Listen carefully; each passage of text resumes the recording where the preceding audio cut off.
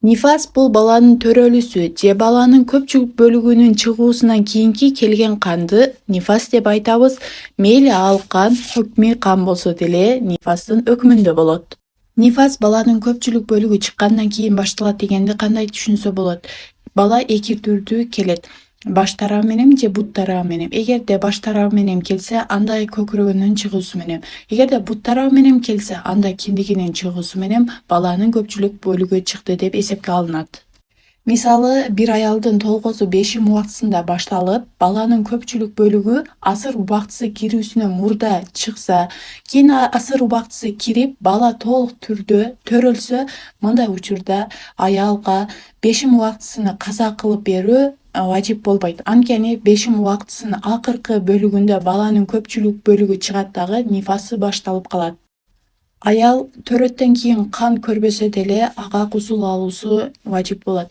Анткени кан келбесе деле балада кандын нымдуулугу болот. Ошондуктан сөзсүз түрдө төрөттөн кийин гусул алуусу керек.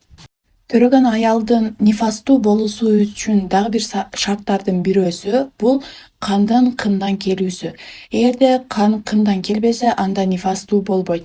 Мисалы үчүн, эгерде аял киши кесарево болуп төрөтүлсө, андан кийин врачтар аркылуу маткадагы кан баардыгы алынып салынып, кындан эч кандай кан чыкпаса, анда бул аял нифастуу болбойт. Ал кадимки эле таза аялдын өкүмүндө болуп калат. Нифастагы хөкмий кан дегени биз айызда айтып өткөндөй эле, нифас убагында дагы аралаш тазалык хөкмий кан деп аталат.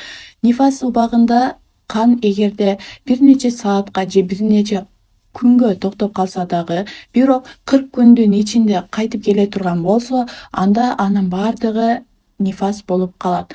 Анткени нифастын эң көбү 40 күн. 40 күндүн ичинде кайтып келсе, анын баардыгы нифас болот. Мисалы, 20 күн нифас болуп, андан кийин 15 күн тазалык көргөндөн кийин кайрадан кан келсе, кайра эле нифастуу болуп калат.